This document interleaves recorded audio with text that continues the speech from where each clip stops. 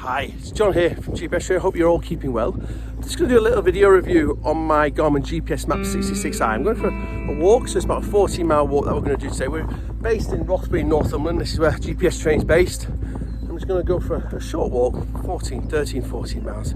Put the GPS to its paces and I'll show you a little bit about the navigation experience I'm going to get. So, I don't know if people know the area. Rothbury is down the bottom, little village down the bottom. We're up on what we call the carriageways. This is high area behind. Right across, walk down to a place called Thropton, which is up the valley. Climb up onto the Simonside hills, which you can see in the distance. It's mist on the top at the moment, a little bit of snow on the top as well. Drop down by what's called Ordnance Hill Fort. Back down, once we come round down St Oswald's Way, on this trail, back to the River Coquet, and back along the river. So that's my route. Say it's a Saturday morning, a little bit of a breeze. Is it going to rain? We'll see if it rains or not. And I've got my GPSMAP66i. So I've got it in my backpack tether. I'm a massive fan of the backpack tether. I carry my GPS there. Keeps my hands clean, free. I've got my poles because I'm a big walking poles as well. But I can pull it off, look at it, stick it back on again. And it's really great for that. So again, that's the backpack tether. So what I need to do is just get the GPS up and running, get me navigating that route I've chosen, and then we'll look at the navigation experience as I get walking. So I've got my GPSMAP66i. So people know this is the GPS with the two-way satellite communication. Hopefully I won't need that today. You do need a subscription for that to work, but it's really the same as the 66SR and also the same as the 66S, except this has got the built-in battery and also the topo active mapping. And I say this has got the two-way satellite communication built in as well. I'm also running the 125,000 Topo Great Britain Pro Map card. Which is reasonably expensive. Say it's a standalone product, it's £349.99, but again it gives you that extra details that you can see of the field boundaries and also the open access areas, which will go on a little bit later on today. So button GPS units are great 4-season GPS units. So what do we do at the start of the day's walking? I've already calibrated my compass. I literally just need to reset the trip and track data. Press the enter button. It shows everything 0.00, press enter again, and that's reset my trip computer and also started recording my track. Next thing I need to do is just find my route, so press find, come down to routes. Okay, the route's down here. It's Coca Valley Saturday walk it is. Press enter on that, just takes a minute just to load up. Next page will show me my route overlaid on the alternate survey map. 13.6 miles it is. It shows 13.6 miles, and let's just press enter on go. And then I get that navigational arrow at the top again. So I'm up here on the carriageway drive now. I left the woods, that was the woods I just came out of, and I'm navigating with my GPS unit. So here we are, I'm navigating up the track here, which is what we're following. Just a little bit of an overview of what we're seeing. So again, I'm on the map page, got that compass on the top. I'm actually attached, this is my backpack tether. I'm actually attached to my rucksack. I really like this, so I'm never going to lose my GPS unit. I can drop it, I can do whatever I want with it. It's always going to be attached to me. So again, I do get a number of people who've lost the GPS unit. You've got a backpack tether, you're never going to lose it because it's always attached here. This is where I'm going to just change my route. So you can see the route goes off to our left here. So we're just coming to that waypoint. It's giving us an audible beep. It's swung off to your left. It really should go down to the gate there. There you can see it goes down what's called Physic Lane, which is this lane here, down to Thropton. But I don't want to do that. I want to extend it a bit, so there's another path a little bit further. So we can look on the GPS unit. So the first thing we need to do is stop our navigation, because it's going to head way off down there. And literally, we stop our navigation the same way that we found it. So just press the find button, and then this time we've got an option to stop navigation. All right, my route's now gone. All I've got now on my GPS is that track. So again, I can just zoom. So if I zoom out a little bit, I get a better overview of where I want to go to. So again, I can see my Ordnance survey map, and I can just see where I want to go to. So if I press the arrow in the middle, I've now lost the compass rose at the top, and I can just see, and I see when I move this little rocker, my arrow comes out there. So I'm just going to scroll forward. It's not going to be super accurate. Where I'm heading for is this crossroads here of the path. So just use my little rocker and choose where I want to go to. And then I literally just press the enter button. It's saying it's unpaved road, which is where I'm heading to. It gives me the grid reference of where I'm going to, and I just press the go. And my GPS will then navigate me in a straight line from where I am to that waypoint. Now, very, very similar data than when we're navigating a route. So again, if I go to my compass page, it now says I'm going to get to this waypoint at 11:51. So it's 11:43 now. so it's not that far to get to that waypoint. And again, it's a really nice way that you can navigate off the hill if the mist came down, or navigate to a waypoint, stop that navigation, navigate to a waypoint, stop that navigation. So you can do that micromanagement. I can create a route on the GPS unit, and I'll show you that a little bit later, but first of all I'm just going to show you how you create that waypoint on it and navigate to that waypoint, as I'm doing now. Really nice, simple way of doing it. Now don't forget, when I'm doing this, I'm still recording that track.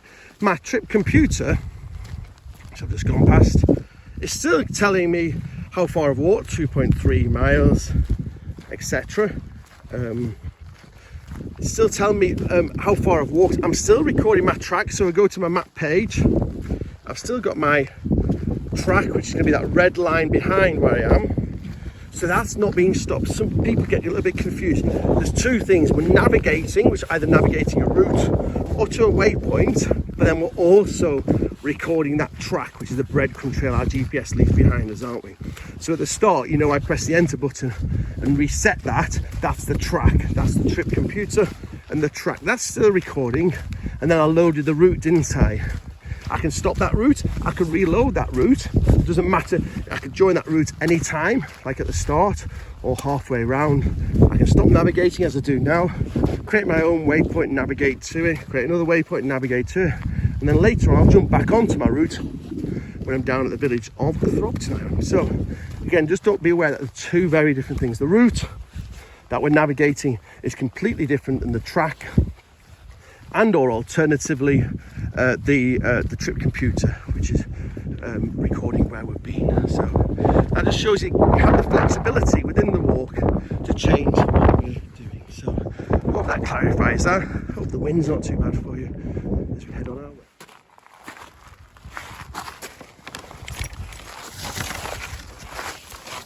Wow, the red stone of Northumberland. Hopefully you know about this, maybe not.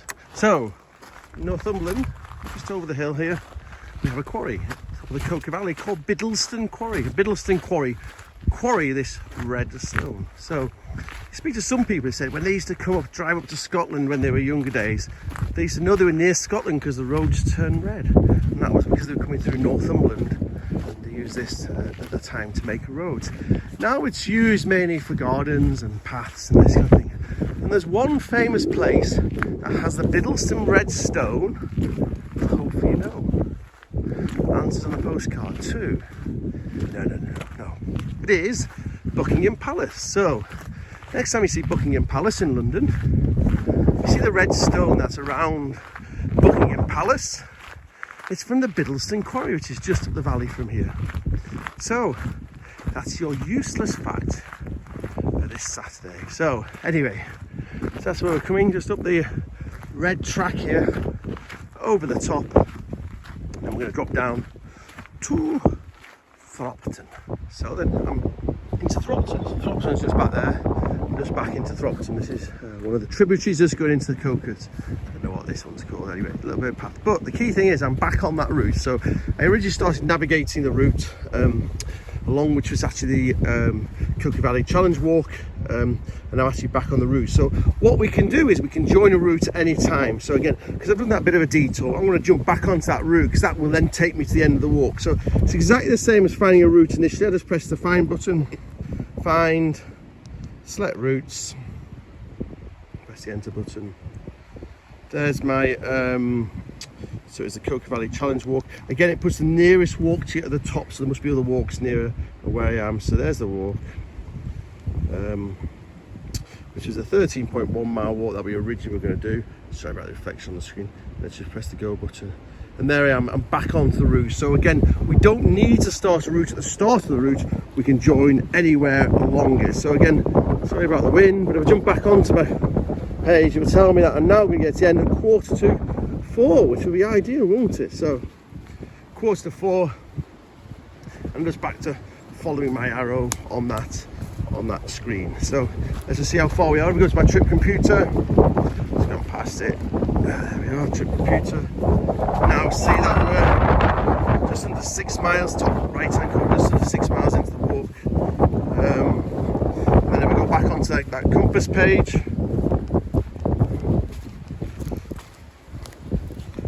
we can see that we are the time to next waypoint, distance next waypoint. I'm going to get a 4:45. I should have actually maybe changed from these fields rather than my speed. There's one estimated time, distance to destination. So again, we can change all these if you want. So maybe change one of those to distance to destination, and that will tell me how far it is to the end of my day's walking. So again, these are all alterable.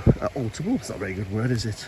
We just press the menu button and we can change dashboard. So we can just change dashboard, and we can change the small dashboard, and then we can change each of those. I'm not going to do it, but anyway, you can change those and change that accordingly to what you want. So again, that's an option there. It's a little bit muddy. Look at that. This is River Coquet. This is just at Thropton. It's walking up to the bridge. It's a little bit clarty, as we were saying, the northeast of England underfoot. And the river's got a fair bit of water, and it's usually maybe about 3 or 4 foot, 5 foot lower than what it is at the moment.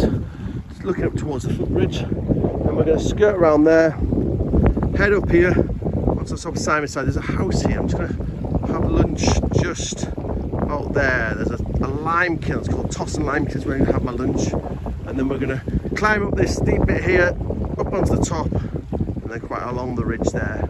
So I think it'll be quite windy when we get up there. That's where we're heading. Our GPS is going to navigate us that way. So again, it's just dead easy. I'm back navigating that route, which is what we originally started with. It's a case of just following the arrow.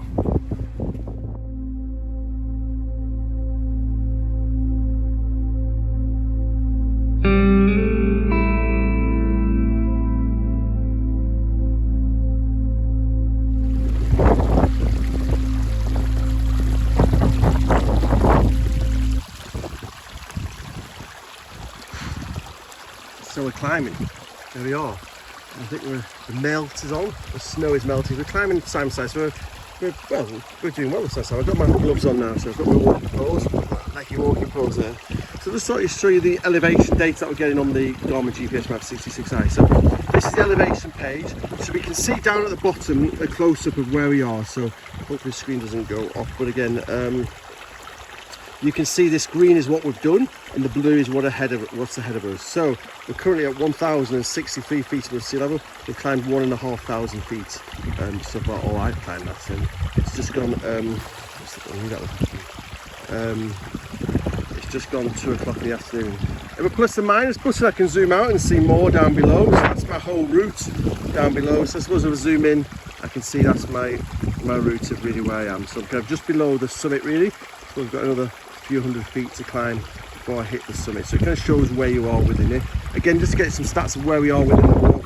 Again, if I go to the computer page, you can now see that I've done distant destination of 7.21 miles. I've done 8.34 miles. Estimated time of destination is now 4:15. Moving on average 3.3 miles an hour I have during my walk. So that's the key thing. Again, going back to my navigation, so we go back to my map page. There's the map, and it loads up. Climbing up onto the Simonside hills, you can see my route there. You can see the contacts are quite close. You can see that I'm actually climbing up. And then onto my compass page, which is what I'm going to stick on for the majority of the time. You can see that the arrow pointing me up the path where I need to go. So jump in the river, show me where I need to go, up that path, climbing up the top of Simonside. So I don't know what it would be like when I get up there. I think it might be quite windy. Just because, well, it will be. It's going to be windy, isn't it? That's the reality of it. So again, it's going to be quite windy. Again, see there's a bit of snow still lying. There's snow there. I'm heading back down there. So I'm going to carry on up.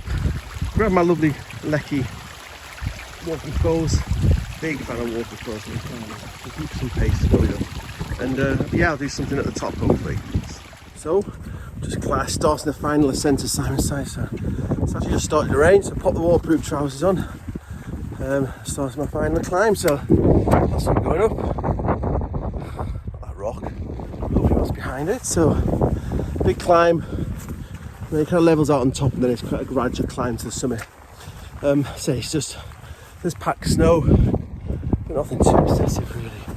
We're climbing up. It's all been pitched, this path. That's a really nice path. I might turn the camera around and have a look at it. It's quite a nice path. Bit of snow in places, but hey ho, that's what we get, isn't it? As we can climb up. see there's some people up ahead, so it can't be all that bad. Let's work our way around and see what we do when we get to the top, just out of the wind. Where can I come from over there, isn't it? So that's the view behind us. So I better just stop filming, climb up through the snow. I've got my pole, so I'll be sorted, and I'll see you at the top.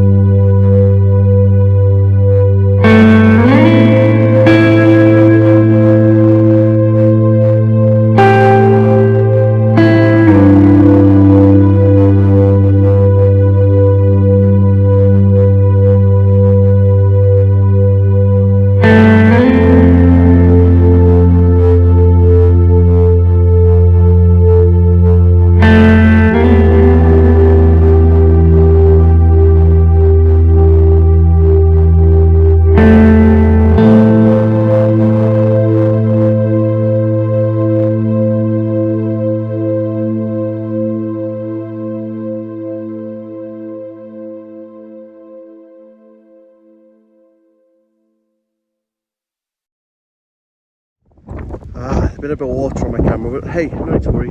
Just out of the wind, just got a bit of a shelter to see where we're going. So, okay, let's have a look at the GPS is doing. So, let's just see what we are doing. So, it's now saying 4:30 arrival. So we've stopped. This is the next waypoint, etc. And that's the arrow points us down the path there, which is where we're going to head to once once we do this little bit of a video. So let's have a quick look at other stats. So again, we can have a look at elevation data. We should have gone over the summit, which we are. There we are. We're just over the summit. We're going to drop down now. A little bit of a rise up over Dove Crag, which is what we can see ahead of ourselves, and then we'll drop down and you can see that elevation data ahead of ourselves compared to what the landscape is ahead of us. And then we've got our good old map page. The map page 125,000 mapping. And you can see that there's a permitted path just to the south of us, and you can see there. It's got a little bit of rain on the screen where we are and where we're heading. So again, we need to be heading in that direction in the glorious sunshine of Northumberland. So those are key things there. I'm not going to show you quickly inReach. We're interested in the inReach technology is there. So again, we can send messages on the inReach technology, new messages, preset messages, which is what I've sent. I'm not sent any today, but I've got a subscription so you can send messages, new messages. So again, if you want to send a message, go to new message, press enter on new message. I can send a quick text. So this is what my to social media and this kind of thing, or I can send a preset. That's the easiest way. Send a preset.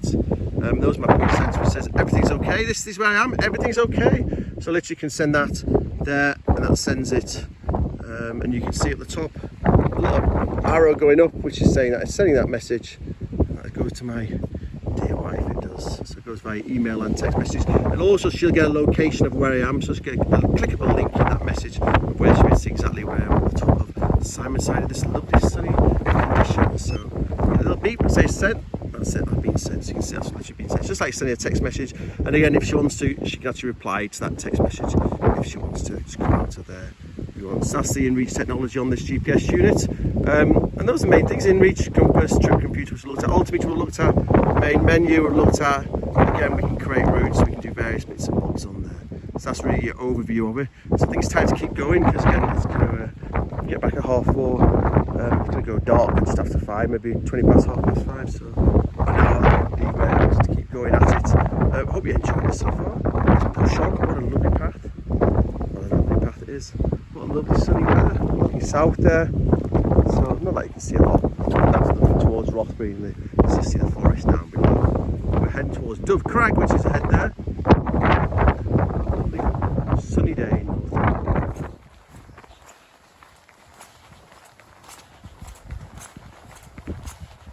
So, not far off the end, are we? So I'm just gonna, following our compass page, and again, just jump onto our map page and we can see exactly where we are. So we're coming into Rothbury, got the River Coquet away to our right hand side. This is the cycle path that runs alongside of the river. Again, if you want to get a bit more detail, we can zoom in the map here. It's a 125,000 map. Zoom in on, and you can see the route, which is not exactly on the pathway. So we get there, start planning it. And then we can go to the trip computer, which gives the details. So we've walked 15.12 miles. Sunset I put down there now 17:23.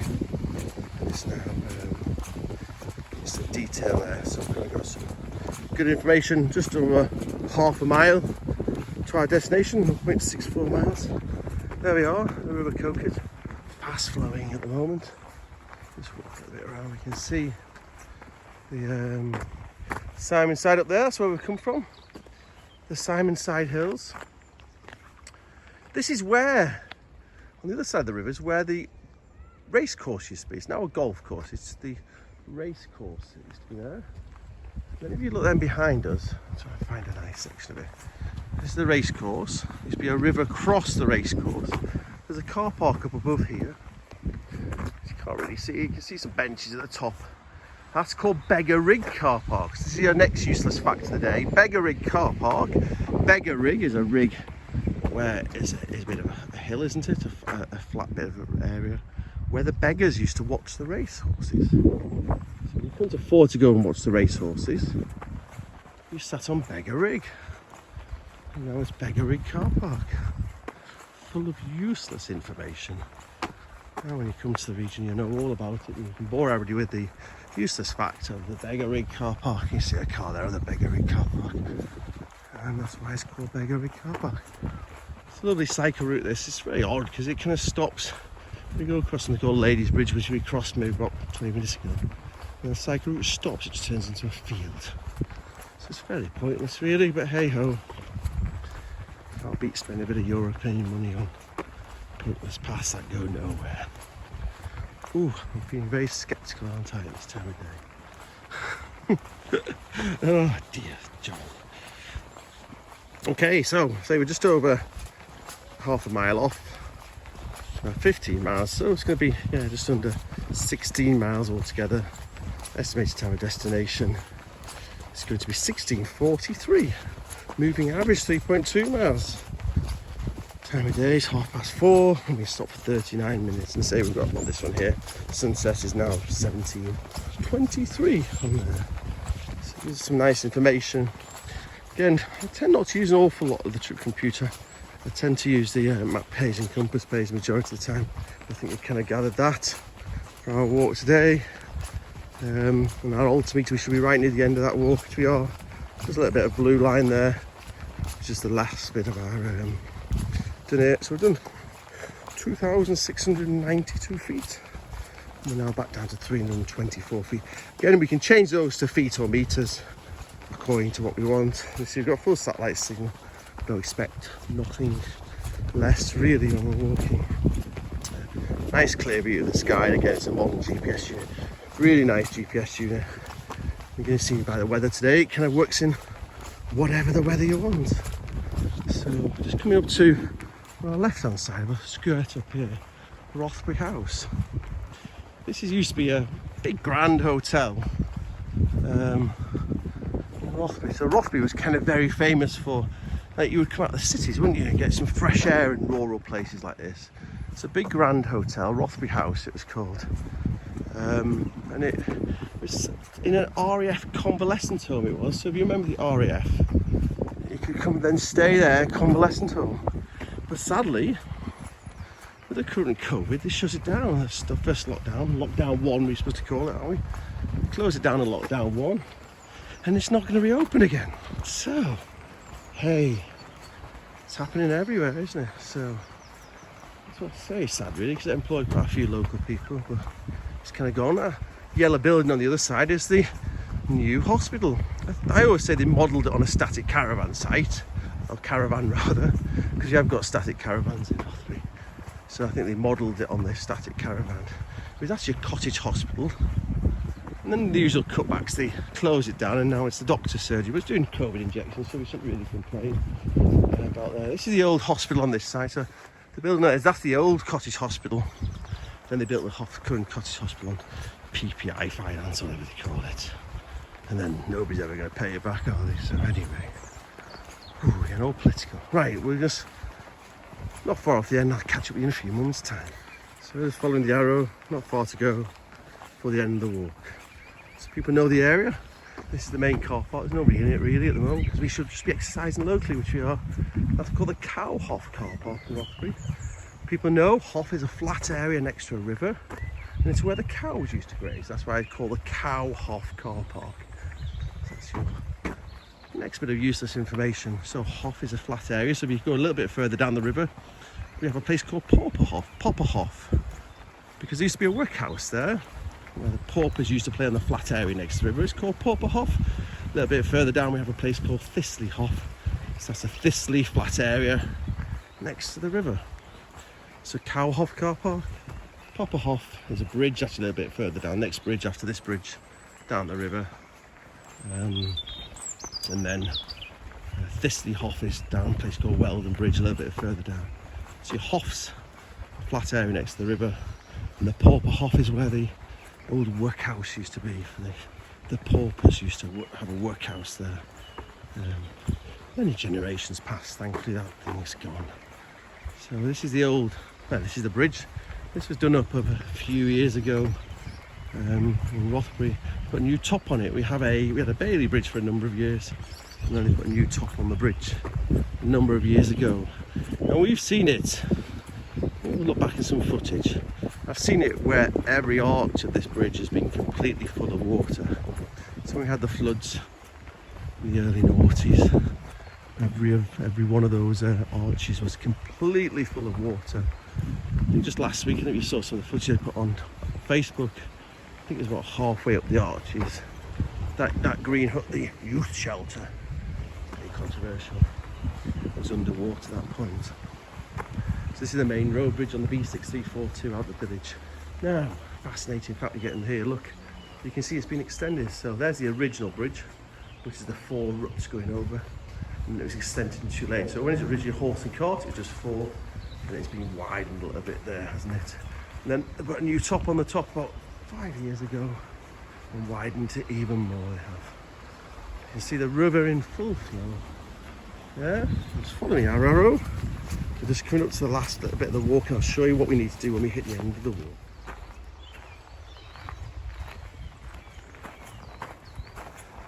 Well, that's the River Coquet. And literally, we've just got 364 feet to go to the destination. 334, you can see it counting down. And both are 2 figures. Distance to the next waypoint and distance to the destination now exactly the same, because we're counting down to the final waypoint. We're arriving in 1 minute's time according to the ETA of destination. And time to next waypoint, 52 seconds as we do there. So we're just going to cross over the Copplish Burn. This is a little Copplish Burn. It's a little tributary that runs into the river. This is the Copplish Burn there. This has a bit of a cap on the end so it doesn't backflow up. And this is actually the end of the Coca Valley Challenge Walk, so it's going to count us down to the end. 153, 147, right to the end. So the backlight's gone off, so I'll put the backlight on so you can see it. 14, 10, 5. It's exciting, isn't it? It's counting down to the end of the walk. 92, 87. So it comes the end of the walk. So again, the last waypoint must just be over here. It's a little bit away to arriving at the final waypoint. So we just can press OK. See that. Now, to stop navigating our route, we need to do two things at the end of the day's walking. We need to stop navigating the route. So first thing we do is stop navigating the route. We do this exactly the same way that we started that route. So we just press that find button, and this time we do stop navigation. So you remember we did this really at the start of the walk, find stop navigation. So you can see all the boxes go blank when we stop navigating. Next thing we need to do is save that track. So you remember at the start we recorded the track, and we need to save that track, which is going to be a record of our trip. So we literally just press the enter key, and you can see it says recorded controls 5 hours 39 and 22 seconds. You press stop, just press the enter again, and this brings us on our track page. So there's the track at the top, so it's 16:43, the date 20th of the 2nd, 21, time of the track, estimated time 15.82 miles, 1,302 track points, moving average 3.2 miles. So we can have up to 20,000 track points in a track, and here we can either just delete it if you want to.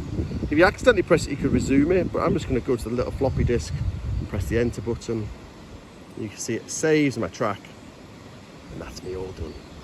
So at the end of the day's walk, we need to stop our navigation of our route, and then we need to save that track. We can save the track on either the compass page, the map page, or the trip computer page, and that's also the 3 pages we can start recording our track on.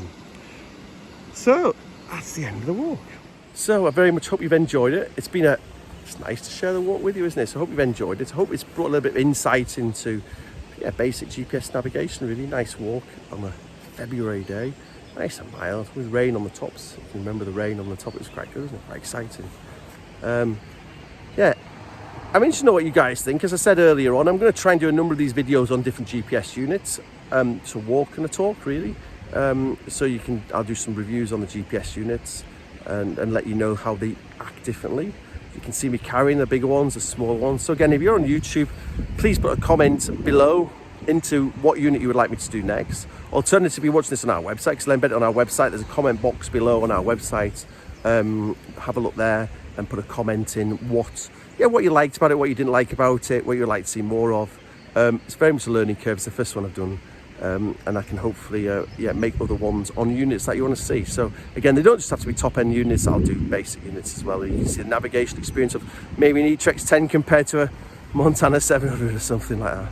So I very much hope you enjoyed it. Really appreciate any feedback and comments, and hope that you can join me in another couple of weeks' time and another local walk with another GPS.